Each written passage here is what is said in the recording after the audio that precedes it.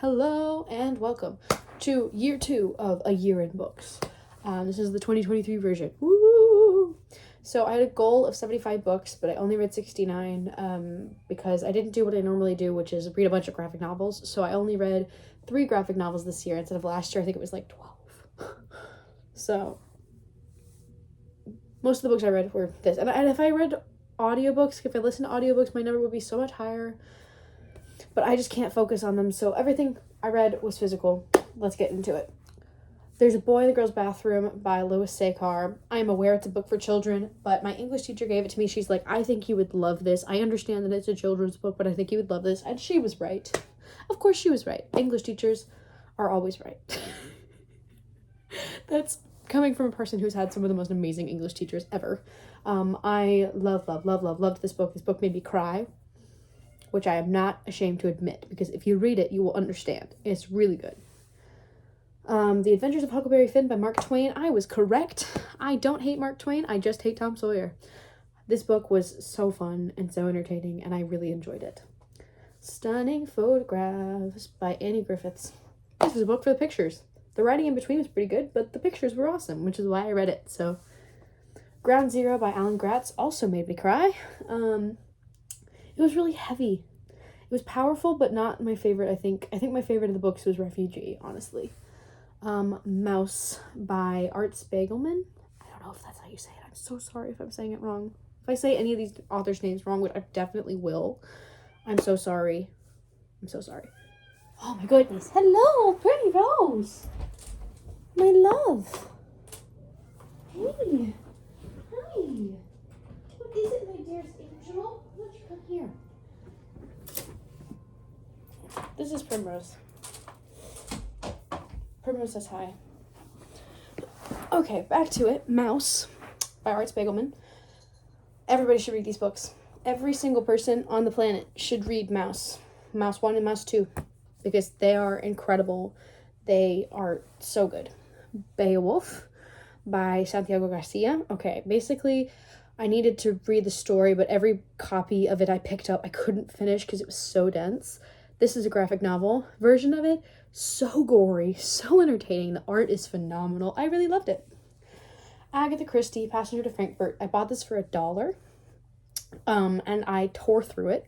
I usually hate political dramas, but this was like a political mystery thriller, and I enjoyed it so much. I was hooked. I was on the edge of my seat. I wanted to know what happened. I will say, my favorite part of every detective story or every mystery is when they reveal everything. And when they revealed everything, I had no idea who the person was. So maybe I just wasn't paying attention, but I was really confused. I was like, who?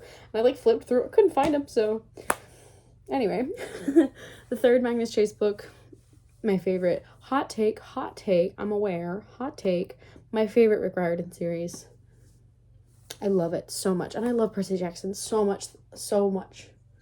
But Magnus Chase holds my heart. The 7 Husbands of Evelyn Hugo by Taylor Jenkins Reid was the best book of the year.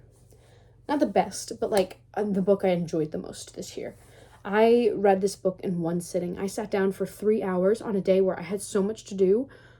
I sat for 3 hours and read this book in one sitting and cried. Oh, this book ripped my heart out and stomped on it and then kissed it tenderly and gave it back. And I thanked it. Because honestly, Evelyn Hugo is the worst, and I rooted for her for every single page of that book. Testament to Taylor Jenkins Reid. What a phenomenally written book. I usually disagree with Book Talk, BookTube. Read that book. It's so good. Look at the Birdie by Kurt Vonnegut. Super fun, weird collection of short stories. I really enjoyed it. Whimsical, fun, entertaining. Oh, so good. Lord of the Flies by William Golding. I wanted to read it. I'd never read it before, and it was so good. I think it was really entertaining and well written, and I kind of loved how they were able to say so much with these characters that were not well developed at all, and how they kind of dehumanized them, and it was just so entertaining. I loved it. A Very Punchable Face by Colin Jost was another one recommended by a past English teacher.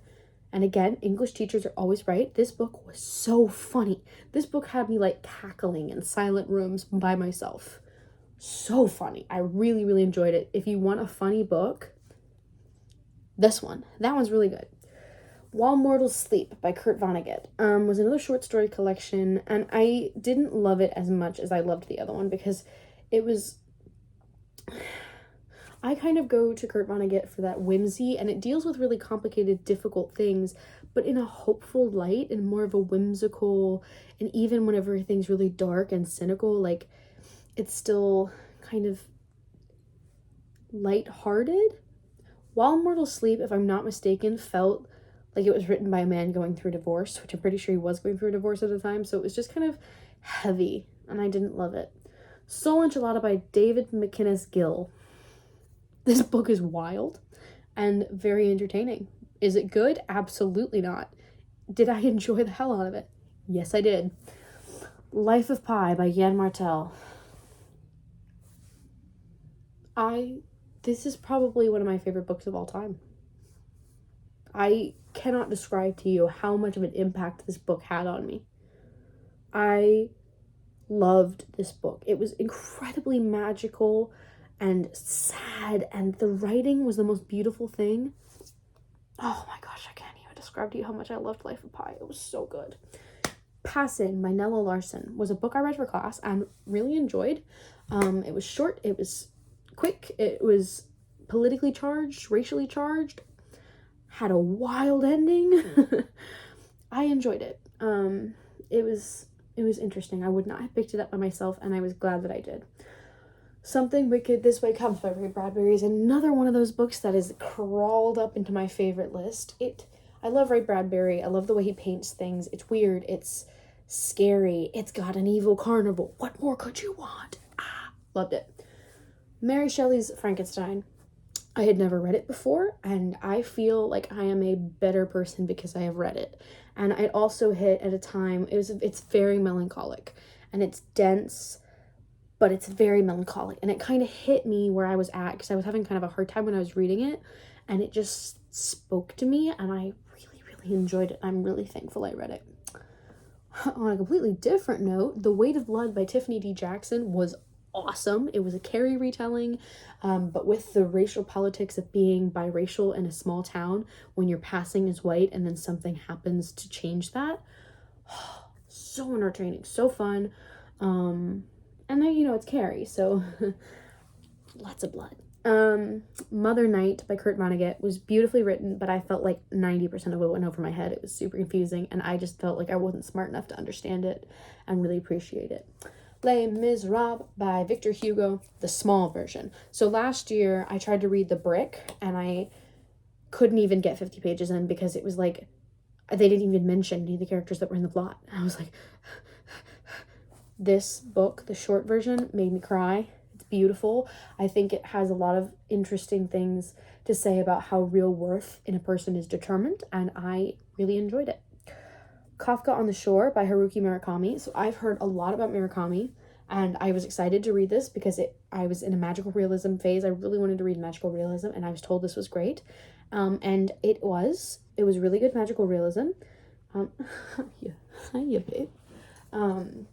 I will say the writing was great, but it was also deeply sexual, which, okay, ow, I didn't love, I don't really enjoy those books as much, but I think it was deeply interesting. It was fascinating. I've never read anything like it, and I don't think I ever will again. Never Coming Home by Kate Williams was an And Then There Were None retelling by Agatha Christie. So fun. Oh my gosh, I devoured it. It's like the perfect vacation book. Like, read it on vacation. I dare you. It's gory. It's fun. I loved it. Dark and Shallow Lies by Jenny Myers Sain. Is that the name? Jenny Myers Sain? Yeah, Jenny Myers Sain. Oh my gosh. This book was dark and twisted. Like me. I really loved it. It took place in a swamp. It was magical. It was scary. Oh, I enjoyed it so much. Wuthering Heights by Emily Bronte. Hot take. I think this book should be treated as what it is, which is a soap opera from the time. Like, it's a drama. A lot happens, but I don't feel like it should be held up for literary critique as, like, a great work of literature. I feel like it's a... Hey! Will you stop attacking each other, please? You guys okay? Got cats, bro. Come in the frame, please. This is Freya. So I feel like Wuthering Heights was good, but was it like a work of literature that I feel like everybody should read? No. It's like a trashy family novel, trashy family drama from that time period. The It Girl by Ruth Ware. I love Ruth Ware. I discovered this. It was a really fun mystery with lots of twists, and I enjoyed trying to figure it out. It was so fun. The Lies We Tell by Katie Zhao. I honestly cannot remember this book at all. Like, zero. I think it's another murder mystery. I think I enjoyed it. I'm pretty sure I enjoyed it, but I don't remember what happens. What Lies in the Woods by Kate Alice Marshall. I don't really remember this one either, but I remember really liking it. I'm so sorry. I have my little cheat. Yeah, so The Lies We Tell, my review in here is trashy and cheesy and perfect. What Lies in the Wood was fun, trashy, twisty, and super enjoyable. That's what I enjoyed it. I liked those two. I've read a lot of like kind of true crime detective murder mysteries, and so sometimes it gets a little bit hard to differentiate. They are just being problematic right now. Next up we have Jane Eyre. Okay, bye, friend. Jane Eyre by Emily Bronte, which no, this is by Charlotte Bronte. The other Bronte. I did not like this one as much as I like Wuthering Heights. I feel like the main plot sucked, but the side plots were really interesting, and so I kept reading them to find out what happened in the side plots. I feel like she spends so much of this book being sad that I honestly couldn't sympathize with her anymore, because I was like, honestly, if you're that sad about it, just go back. Like, dude, seriously. Flags Through the Ages by Alfred Znamieroski. I have no idea how to say this. Znamierowski.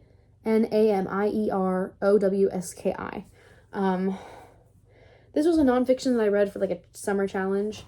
The person who wrote it did a lot of research and really liked flags.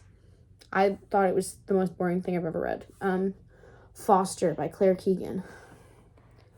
I could kiss this book. It's a slice of life, and everything that happens in between the lines is so beautiful and so powerful, and I just loved it. It's so short, small but mighty. Oh my goodness, this book is so good. I can't wait to read other things by her, because her writing style is gifted, honestly. The Martian by Andy Weir was so fun. I loved it. It was funny. I usually hate sci-fi, but it didn't make me feel like I was stupid. It explained things to me. It felt realistic, and I loved it. It was so good. Fairy Tale by Stephen King. I love Stephen King. I love Stephen King. This is a departure from his normal like horror, and it was a really cracking fantasy. I really enjoyed it. I read it rapidly. Like it was a page turner. It was so entertaining. Adrift by Paul Griffin. I thought this was another book, and I ended up just reading it. It's like a survive at sea kind of book, super gory, and entertaining. I hated the ending. The Death of Mrs. Westaway by Ruth Ware. So entertaining, so twisty. I liked Ruth Ware a lot. It was entertaining.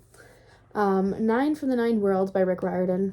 It was short stories from my favorite little series, so I enjoyed that. Between Perfect and Real by Ray Stoebe. It's not really my cup of tea. It was decent. I didn't love it. Project Hail Mary, also by Andy Weir. I liked The Martian so much that Project Hail Mary was kind of like, it was still really entertaining, but I loved The Martian so much that I kind of couldn't be topped. So if you're going to read one of the two of them, I would read The Martian. Hot take. I know everybody loved Project Hail Mary, and I really enjoyed it, but The Martian is so good, bro. So good. The Institute by Stephen King is like, what if X-Men was child labor? And it's so entertaining, and I really enjoyed it. Bossy Pants by Tina Fey. I was kind of in the mood for like a comedy bio. I will say hers is less funny. It's more like a memoir of her life.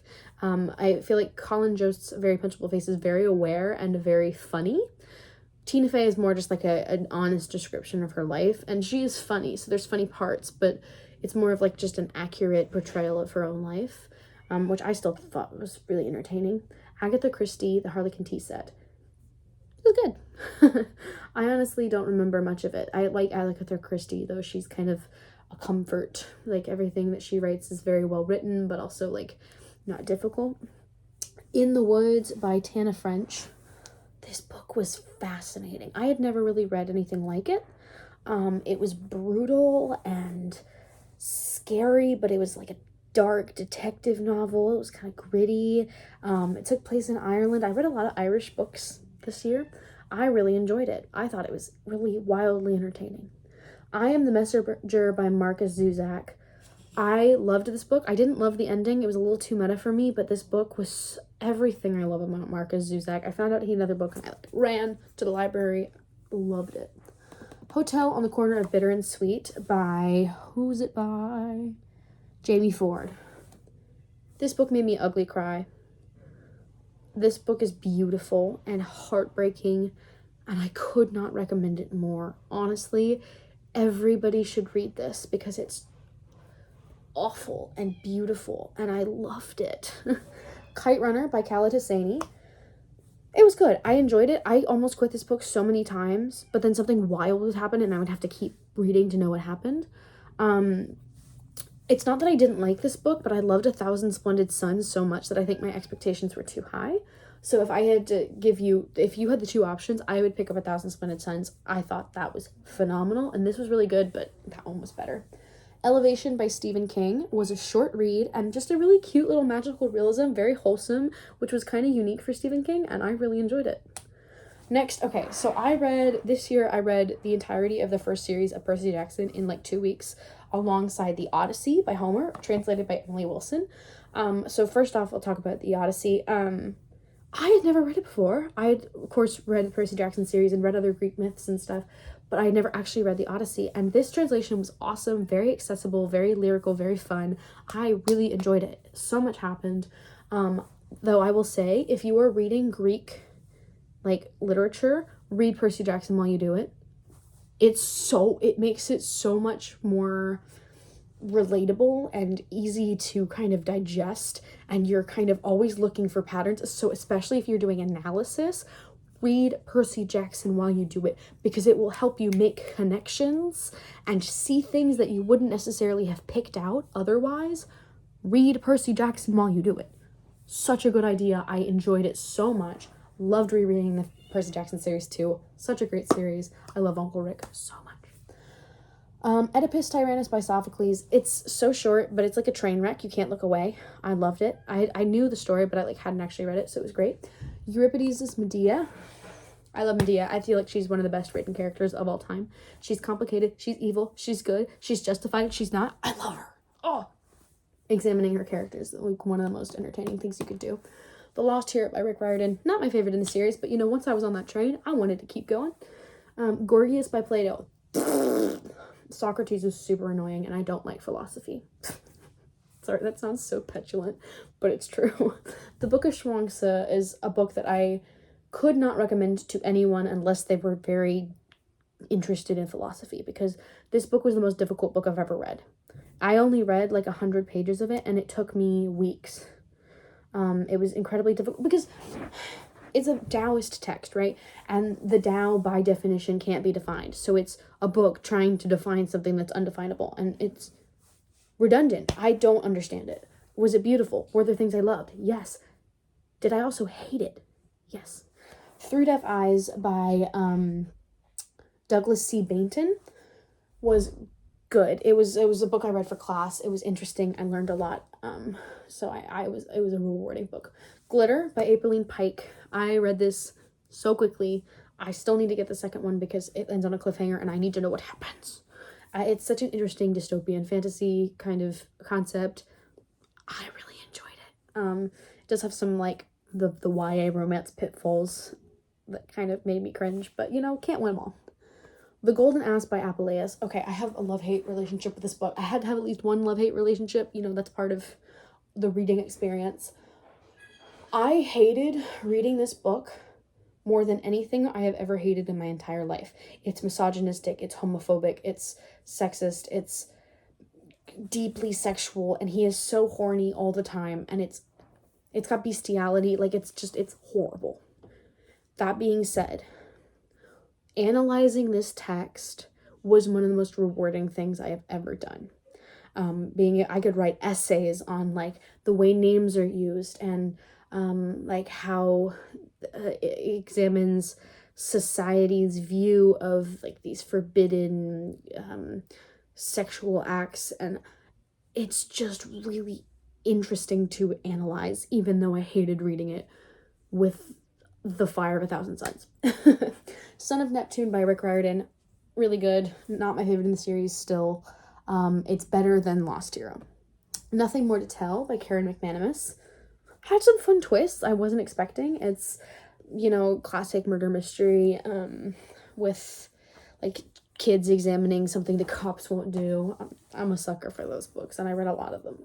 Loved that one, though. It was entertaining. The Headmaster's List by Melissa de la Cruz was another one that had lots of twists and turns that I wasn't expecting. Another, like, kid. This one was another brand of murder mystery, which is examining in order to cope with grief. So that kind of was that one. Ocean at the End of the Lane by Neil Gaiman. So good. It was a beautiful magical realism. It's stunningly written. I devoured it. It's really short, and I just really, really enjoyed it, and I would definitely recommend you read it because it's so good. Caraval by Stephanie Garber is, I feel like, intentionally confusing at times, but also one of the most entertaining, like, fantasy books I've read in a long time. I typically don't like books like Caraval, but I really enjoyed Caraval, so testament. Wolves of the Calla by Stephen King. Okay, I have a story. I started this book on January 1st, 2023, and I did not finish it until December 25th. Here's why.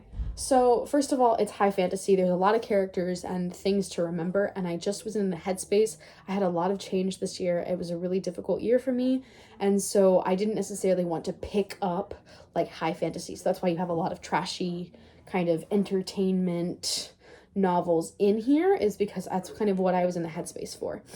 So, and also because not a lot happens.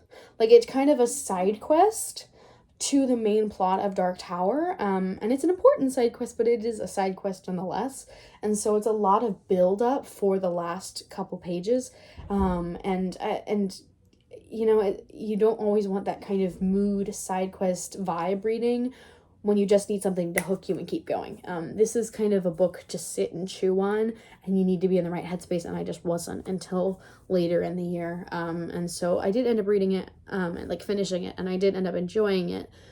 But this year was like right book, wrong time with that. Unwind by Neal Shusterman. Entertaining. What more could you ask for? Was it like the best book I've ever read? No. Did I enjoy it? Yes. Mark of Athena by Rick Riordan. Best book in the series by far. I love every single character. I love every single plot line.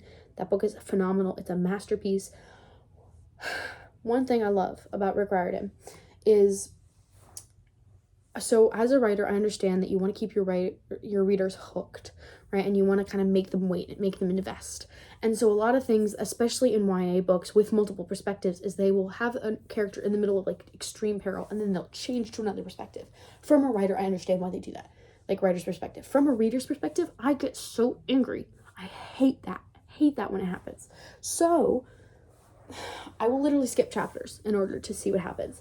What I love about Rick Riordan is that he doesn't do that. He will finish his train of thought with this character until they've kind of plateaued. Maybe they're still in danger, but they're not in as much danger. Then they'll switch to another perspective. And I appreciate that so, so much. I love Rick Riordan so much. My phone is currently resting on the new Percy Jackson book that I am very, very excited to read after this series. I finished the series again because I think this new one takes place in between the second series and Trials of Apollo. So I might not read Trials of Apollo again because I didn't love it as much as I like the first ones. And I'm also, don't worry, I'm still watching the Percy Jackson series. As soon as it comes out, I'm like watching them. Oh, I'm loving it so much. I'm loving it so much. It's such a good year for Percy Jackson fans, honestly. It's such a good year for us. Anyway, I've had a really good reading year, even though I've had like kind of a difficult year. I've had a good year, but also just a lot of change. And that's been kind of brutal. So there's been highs and lows, and I'm really thankful to have a hobby like reading to kind of keep me through it and keep me consistent. It's something that grows with me, and I am really thankful for that. And so here is to 2024 and to hopefully reading some more interesting books next year. There's no water in here. I can't make proper toast. Anyway, Happy New Year. I hope that 2024 is your year.